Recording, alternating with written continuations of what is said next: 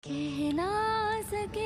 એક વૃક્ષ હોય છે, એની તમે રોજ દેખરેખ રાખો છો, પછી અચાનક ક્યાંક બીજે છાંયડો જોયો તો એ વૃક્ષનું દેખરેખ રાખવાની તમે બંધ કરી દીધી, તો શું થશે?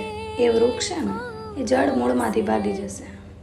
બસ એવી જ રીતે કોઈ વ્યક્તિને તમે અઢળક પ્રેમ આપ્યો, જ્યારે એ વ્યક્તિને તમારી આદત લાગી ગઈ, લગાવ થઈ ગયો, ત્યારે તમે એને ઇગ્નોર કરવા લાગો, એનાથી વાતચીત બંધ કરી દો, તો શું થશે?